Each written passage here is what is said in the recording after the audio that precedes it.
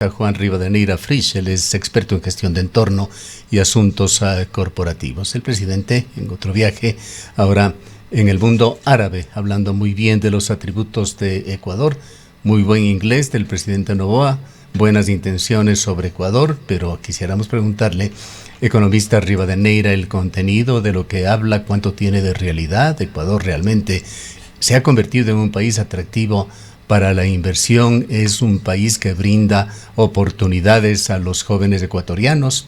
Le escuchamos. Gustavo, muchísimas gracias por su gentil invitación.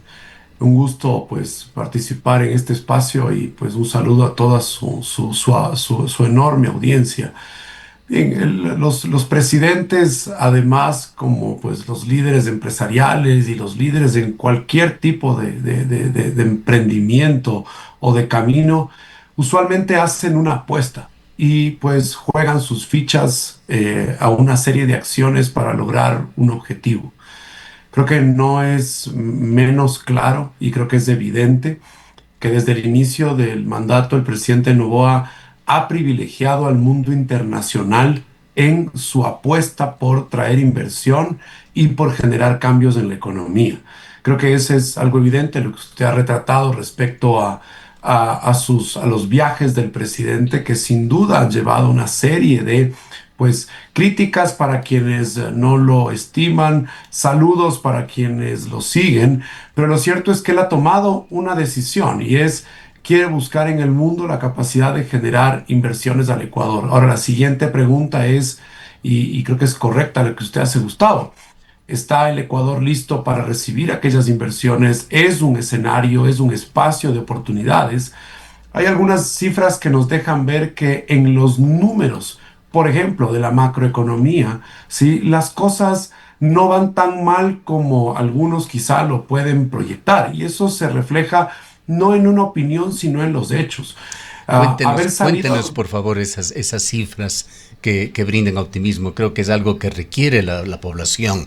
Quizá la más decidora ha sido aquella del riesgo país, que efectivamente ha bajado mucho, pero ¿qué otras cifras dan cuenta de que estamos en ese buen momento que describe el presidente?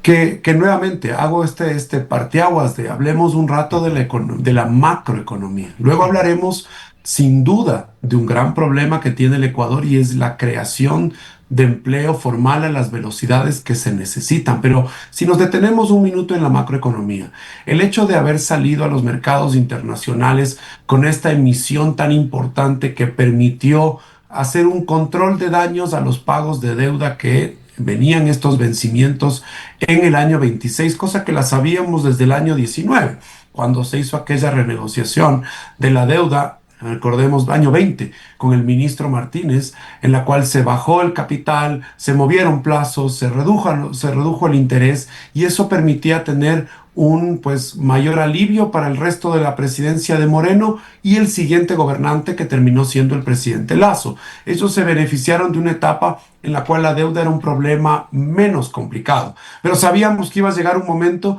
en que esos pagos tenían que cumplirse y era el año 26. Entonces hemos llegado a estas condiciones y el gobierno, ¿qué ha hecho?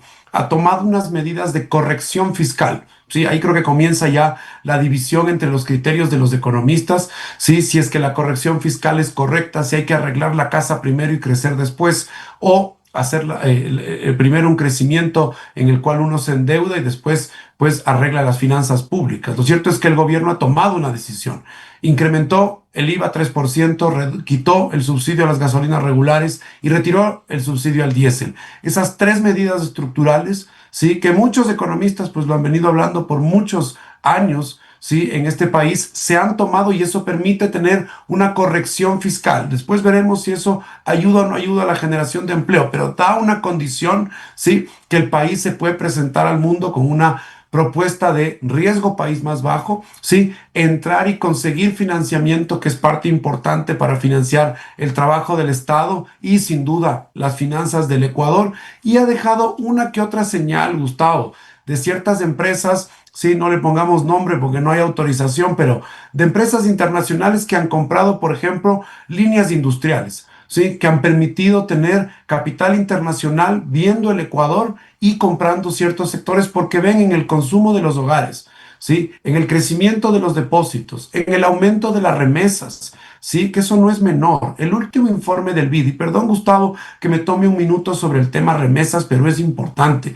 Poco se ha hablado del último informe del Banco Interamericano de Desarrollo, que señala que para Ecuador es el país en América Latina que más ha crecido la cantidad de remesas que llegan al Ecuador. El 21% de crecimiento entre el año 24 y el año 25, y el Banco Interamericano pues programaba y proyectaba más de 8.000 millones de dólares en remesas del mundo hacia el Ecuador, lo cual nos ha dado una suerte de liquidez en el mercado que se refleja en el aumento de depósitos, sin duda, y el aumento del consumo de los hogares, que eso no es menor y eso sí ha ocurrido, Gustavo. En el marco en el cual usted está explicando de estas buenas cifras de Ecuador, las remesas no son precisamente un efecto de políticas gubernamentales, diría yo que todo lo contrario. Las remesas son el producto de lo que ha ocurrido en los últimos 25 años en el Ecuador. Luego de lo que ha sucedido en el respecto de la migración, sin duda es algo que viene creciendo y es un número que no es menor. Si podemos partir el agua en qué corresponde a lo que ha hecho el gobierno y qué es lo que no ha hecho, es otra conversación. Lo cierto es que los números nos dicen, sí, que por ejemplo las remesas siguen siendo algo importante para el Ecuador y siguen llegando ese dinero que permite a muchas personas, sí, tener una suerte de ingreso, aún sin tener en algunos casos un empleo, y poder tener consumo que se refleja en el consumo de los hogares. Eso respecto a las remesas. Y mire, Claro, la pero confianza de la sería gente. bueno, economista Rivadeneira, de que en una forma, yo diría, de reconocimiento para los emigrantes que con sangre, sudor y lágrimas hacen este esfuerzo por Ecuador, siguen manteniendo a las remesas como uno de los pilares de su economía, las políticas gubernamentales de apoyo a los migrantes, esa buena relación con el gobierno de Washington, se perfilen de alguna manera en decisiones y en políticas. Que termina siendo pues una discusión bastante amplia en términos ya de migración. Iniciábamos con el tema de la economía Ujú. y los números de la economía, ¿sí? Y atendíamos el tema de cuánto termina siendo las remesas que llegan de Estados Unidos, de España y de Italia. Si nos vamos a la situación social, podemos entrar incluso al drama tan complejo que están viviendo millones de migrantes del mundo en Estados Unidos, producto de la política migratoria. Pero lo cierto es que hay historias en el mundo, Gustavo, de personas que sin lugar a duda pues están haciendo un esfuerzo muy sacrificado para poder ingresar esos capitales a sus familias, es decir, al Ecuador. Y hay otras historias también de éxito, no nos olvidemos, Gustavo, hay muchos ecuatorianos, ¿sí? Que han logrado abrirse un espacio en el mundo y triunfar. No dejemos de reconocer aquello. En el aspecto que era nuestro hilo conductor en este diálogo, el mensaje del presidente en Arabia, la justificación de los interminables viajes del presidente de la República, ¿cuánta efectividad se ha tenido en cuanto a inversión extranjera en el Ecuador? ¿Cuáles fueron los resultados del 2025? El número de inversión extranjera en el Ecuador se ha reducido significativamente a lo largo de los últimos años, y eso es algo que lo han vivido los últimos gobiernos y que no ha sido una atracción del Ecuador de una manera enorme. Hemos tenido puntos de inflexión en determinadas inversiones que han llegado, por ejemplo, en sectores estratégicos, cuando en su momento muy atrás se construyó un oleoducto, cuando después se construyó un puerto. Es decir, hemos tenido señales de ciertas inversiones y no han llegado a la velocidad que todos habríamos querido. Ahora, Gustavo, ¿qué hace un presidente cuando viaja?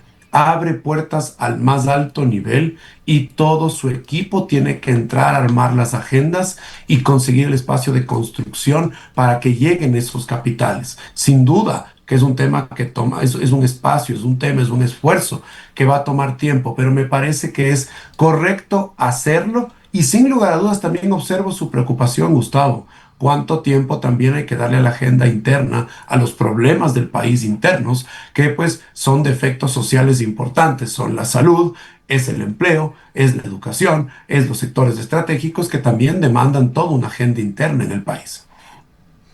En Otros temas que son fundamentales para el momento que vive el Ecuador. Ayúdenos, por favor, economista Rivadeneira, a comprender este gravísimo problema de carácter diplomático, comercial, de seguridad que se ha armado con Colombia. ¿Cuál es su punto de vista? Pienso que primero los ecuatorianos tenemos que comprender que esa frontera no solo es un colador, ya no hay control en esa frontera, Gustavo, y eso hay que decirlo primero y de frente, antes de la sobretasa, ¿sí?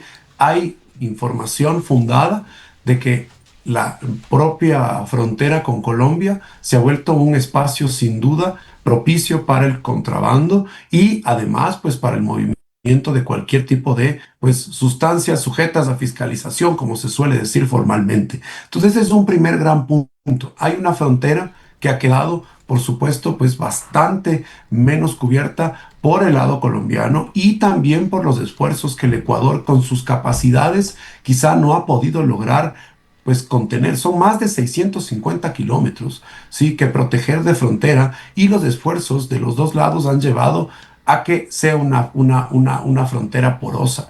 ¿Eso a qué ha llevado? A una decisión que el gobierno ha tomado, me parece que justificando en un tema de seguridad, ¿sí? Usando una herramienta que hoy en el mundo se está usando, que son este tema de los aranceles. Me parece a mí, sí, que debería buscarse un espacio. Entendemos que la conversación del presidente Trump con el presidente Petro del día de ayer ha derivado palabras más, palabras menos, en una suerte de intención en que el presidente Trump también pueda conversar con los dos lados y provocar una suerte de medida que cancele lo que se está viviendo. Hemos visto el pronunciamiento de los líderes de los gremios de Colombia y de Ecuador, de los transportistas, de quienes hacen movimiento en la frontera, en Rumichaca en especial, tan preocupados por lo que está ocurriendo y que además deriva en lo que no vemos en la televisión ni en los periódicos, y es seguro el aumento del contrabando, porque hay mucha mercadería que sin lugar a dudas ya no va a tomar ni siquiera ese canal formal, sino que tomará producto de esa frontera porosa los caminos informales. Entonces, me parece que todos debemos empujar a que a la brevedad posible este tema pueda ser resuelto y que los dos gobiernos puedan bajar las aguas de esta tensión, sí, y encontrar para el bien de la gente que ahora no se ve beneficiada por el aumento de precios en ciertos productos que están llegando ya con una tasa arancelaria más alta.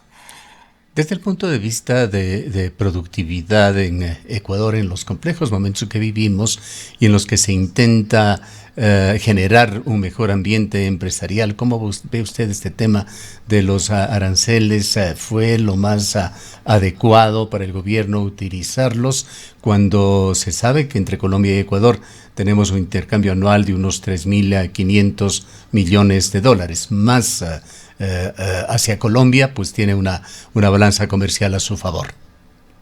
Correcto, que eso es muy importante entender. Ecuador envía más dinero del que Colombia a nuestro país. Es decir, Ecuador en ese comercio tiene más de 1.000 millones de saldo en contra en cuanto a la balanza comercial fría, por decirlo de alguna forma. Lo cierto es que hay muchos insumos, ¿sí? Medicinas, temas para el sector productivo, que vienen de Colombia y que son importantes, pese a ese déficit, son importantes para que lleguen al Ecuador para el aparato productivo. De manera que sí me parece a mí que es una suerte de herramienta para provocar una conversación, para provocar una discusión. Me parecía, pues al inicio, Gustavo, cuando vimos el mensaje del presidente Noboa, que pues lo tomó hacia la segunda semana y un poco más de enero, y decía los aranceles entrarán en vigencia en febrero. Ese espacio de tiempo para poder lograr un acuerdo, una suerte de pues arreglo entre las partes y que no puedan ocurrir, y ahora estamos viviendo ya los primeros días de esta medida arancelaria que nuevamente me parece que los dos gobiernos van a llegar a la conclusión de que tienen que hablar del tema que provocó esta decisión, que es la seguridad, y con eso desactivar el problema derivado, que es el uso de la herramienta de los aranceles. En estas intenciones del gobierno de mejorar la inversión extranjera y los ingresos reales para el país. Está, por supuesto, el proyecto de ley enviado por el Ejecutivo con carácter económico urgente para catalizar el tema minero, el tema de la energía eléctrica, que ha ido paralelamente para ser tratado en un periodo muy perentorio, que van quedando ya en 24 días en la Asamblea Nacional. ¿Cómo ve usted este proyecto de ley con el carácter económico urgente, particularmente el de la minería? Esta reforma, entre otras cosas, propone sustituir una compleja licencia ambiental, ¿sí?, engorrosa pero necesaria, por una autorización ambiental que es otra de las propuestas de express del presidente de la República, que no tiene claridad, pero si se lo aprueba, luego se reglamentará. Hay advertencias de sectores sociales, de académicos, de economistas, de médicos. Acabamos de tener un interesante diálogo sobre el tema de los metales pesados en aguas ecuatorianas con un distinto médico cuencano. En todo caso, todos estos sectores advierten que reducir el rigor del escrutinio previo en zonas de alta biodiversidad va a derivar en daños irreparables y en una vulneración, además del principio de precaución ambiental consagrado en la Constitución. Cuéntenos sobre lo positivo y lo negativo de esta propuesta, que tiene que ser evacuada a toda velocidad en la Asamblea. Gustavo, quisiera hacer una reflexión de fondo, ya que usted ha tenido, pues creo que la sabiduría de darle mucho acento a la velocidad que se está tomando en este tipo de procesos. Las legislaturas en el mundo no son populares. ¿Por qué? Porque los debates legislativos usualmente toman mucho tiempo en el mundo, porque hay distintas aristas, hay distintos interesados, hay distintas vertientes, hay distintas opiniones, hay la participación activa, ya sea de sociedad civil, de la academia, de los interesados, de los actores económicos, del gobierno. Y usualmente, sí, por eso es que las legislaciones toman tiempo hasta que sean procesadas. En este caso, la decisión ha sido tomar el camino de los proyectos de ley económicos urgentes. Solamente para la audiencia suya, Gustavo, recordar que en su momento el presidente Noboa fue presidente de la Comisión de Desarrollo Económico en la Asamblea Nacional. Y eso me parece que dejó algunas lecciones en su carrera política. La una es entender el proceso legislativo. La segunda es comprender la velocidad a la que puede aprobarse una legislación, ¿sí? Y qué acento le puede dar para que pueda avanzar o no en caso de los proyectos económicos urgentes. Este gobierno ha tenido pues una experiencia inicial bastante compleja respecto al manejo de aquellos proyectos, en especial porque la Corte Constitucional después en el camino pues observó, ¿sí?, esta suerte de unidad de materia, que no conservaban todos los proyectos, y se armó, recuerdo haberlo hablado con usted, Gustavo, toda una crisis política al respecto. Lo cierto es que la llegada de Enrique Herrería, que creo que no es menor, y por eso quería hacer también este comentario de fondo, no me olvido de su pregunta, pero es importante decirlo, ha llevado a una suerte de, primero, algo más de cuidado en cuanto a la unidad misma de materia. Así lo ha dicho el doctor Herrería, secretario jurídico de la presidencia, cuando llevó los dos proyectos a la Asamblea, sí, conservando los temas al menos únicos para cada legislación. Segundo, me preocupa, sí, la posibilidad de todo el diálogo que pueda haber y todo el procesamiento en usted ya señalaba, 26 días, porque quedan pocos. Las fechas se toman desde el día que llega el proyecto a la Asamblea, ¿sí? El CAL se ha tomado unos días también, hasta el día domingo, para poder calificarlos, y la Comisión de Desarrollo Económico ayer recibió las primeras autoridades. De manera que hay dos proyectos de ley urgentes en camino en la misma comisión.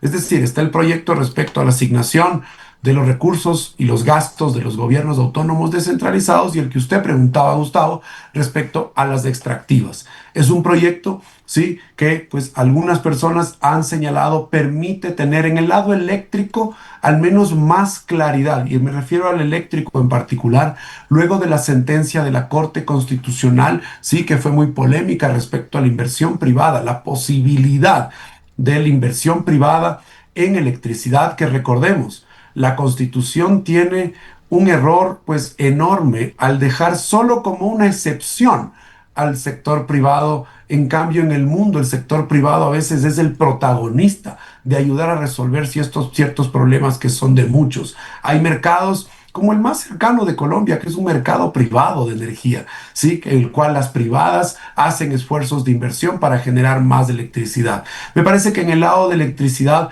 hay puntos importantes, ¿sí? De destacar en términos de aclarar cuáles son las condiciones para que el sector privado pueda invertir. Y en el caso de la minería, Gustavo, dos criterios que lo hemos conversado anteriormente. Primero, esta suerte de entrampamiento que tenemos como país, ¿sí? De la presencia de ese cáncer llamado minería ilegal, ¿sí? ¿Cuántos quisiéramos tener mucha más fuerza de control para que determinados lugares que en procesos de alta conservación, de biodiversidad, escuché parcialmente la anterior entrevista que usted tenía que me pareció altamente interesante, Gustavo, sí, de los efectos, su invitado hablaba de mientras más uno entraba en la tierra, encuentra metales más pesados, si es que no soy inexacto en lo que estoy diciendo. Y lo cierto es que los restos que pueden quedar de la minería. Pero acompañado de esto me preocupa mucho ese proceso y que el gobierno ha tomado una acción de retirar, por ejemplo, todo tipo de minería metálica y no metálica en Napo, cuando ve que está tomado por la minería ilegal. Lo cierto es que el Ecuador se encuentra en un momento de un punto de inflexión y yo creo que estos espacios son muy importantes, Gustavo, para poder traer a todos aquellos expertos, sí, que puedan comentar sobre este cambio, ya no una licencia ambiental que, como usted bien decía, engorrosa, compleja y que toma tiempo, sí, pero que quizá que proyectaba algún tipo de seguridad y del otro lado tener, pues, una suerte de permiso, de habilitante ambiental para desarrollar actividades. Lo cierto es que cualquier empresa, pensemos respecto de aquellas que cotizan en bolsa, que tienen alta tecnología, lo va a pensar muy bien para saber si ese estándar le permite cumplir los suyos. Pero lo que a mí me preocupa más que nada, Gustavo, es la reguera, este crecimiento de la minería ilegal en el Ecuador que conlleva a otros vicios adicionales antes y después de la producción de la minería ilegal, que es el narcotráfico, que es el secuestro, que es pues esta industria de la violencia tan movida en el Ecuador. Entiendo que en el proyecto de lo que hemos leído, una de las intenciones del gobierno es el de convertir a la minería ilegal en minería artesanal, haciéndola, por tanto, sujeto también del pago de impuestos. Ojalá esto venga de la mano también con exigencias de una adecuada tecnificación. Pero para finalizar, economista Rivadeneira, quisiera preguntarle a usted sobre el tema económico, pues es el marco de una urgencia económica el que ha servido para el gobierno para proponer esta propuesta. En el tema de la minería, la aspiración del gobierno es el de lograr elevar las exportaciones mineras a unos 4.500 millones de dólares aproximadamente para el 2030. Quisiéramos que nos hable de esta meta, qué significa para la economía de Ecuador. 4.500 millones es aproximadamente un 50% más de las cifras que se han dado, según el propio gobierno, según la Cámara de la Minería, en el 2025. Recordemos, sin embargo, que estas exportaciones son cifras grandes, pero para el país queda realmente un porcentaje bastante bajo, se ha estimado que del orden del 5% o menos. Y viene este proyecto matizado, además, por nuevas prebendas que se daría, o atractivos, como se lo quiera llamar, para las compañías mineras, por una reducción de las regalías anticipadas para el Estado, que actualmente serían del orden del 5% a un 3%. Esto ha generado preguntas de ecologistas que han hablado en estos días en este medio de comunicación, en el sentido de que si el proyecto va, si la situación se perfila como está la letra de la propuesta del Ejecutivo, ¿qué queda para el país a más de los pasivos ambientales? Aclárenos en el tema de las cifras. A ver, me parece que podemos quedarnos cortos solo analizando desde que el mineral sale del puerto. Hay toda una actividad atrás, ¿sí? Y quienes hemos visto lo que ha ocurrido en proyectos, en los dos que tiene el Ecuador al momento en explotación, pero en particular aquel que se encuentra en Zamora Chinchipe, aquello en el Parroquia Los Encuentros, en la cual uno ve, pues no es que solo le queda al Ecuador todo lo que señala la regalía, todo lo que le ha quedado a las personas que viven en Yantzaza, sí, uno podría seguramente entrevistar a alguno de ellos y entender cuánto le pudo haber cambiado la vida a todos esos Sí chicos lo que ahora... hicimos y entrevistamos y las informaciones no fueron tan buenas, pero no quiero interrumpirle. No, al contrario, Gustavo, me parece fenomenal que usted tenga esa preocupación. Yo de lo que he visto de la información pública, al menos lo que ha aparecido en los periódicos, el crecimiento del PIB per cápita de aquellas personas que han visitado el lugar, que han visto lo que ha ocurrido, pues da cuenta de una actividad. Y usted me preguntaba cuánto le queda pues al Ujú. Ecuador. Y la respuesta no es solo lo que le queda después de la regalía, es todo lo que ocurre en un proceso productivo. ¿Sí? Aquellas personas en los sectores que proveen a la minería, que le proveen, por ejemplo, lo que pasa con el camarón, Gustavo. Creemos que solamente el ingreso queda por vender el crustáceo. El ingreso queda por el que empaca, el que pone el fertilizante, el que da el alimento. Hay una cadena. Esa es una primera, creo, Sí, aproximación quizá que un no es dato menor. interesante que compartió un experto tributario hace pocos días en este medio es que la provincia de Zamora ha pasado a ser la cuarta en impuesto a la renta en el país, con una contribución de unos 800 millones de dólares anuales directamente atribuibles a la Claro. actividad minera.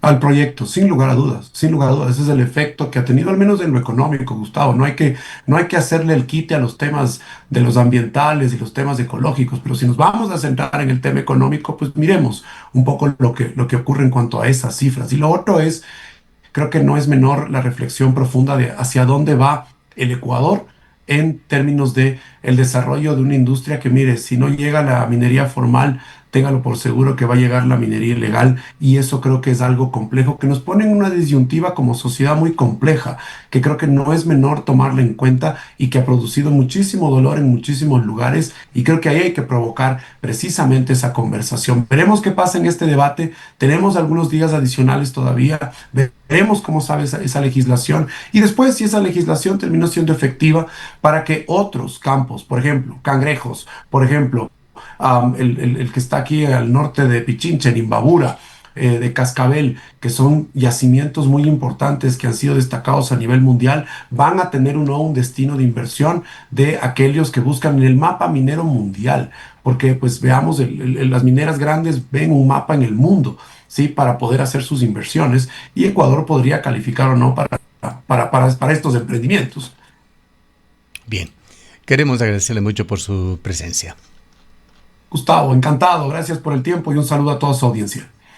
Han escuchado al economista Juan Rivadeneira Frisch, él es experto en gestión de entorno y asuntos corporativos. Son las 8 horas con 45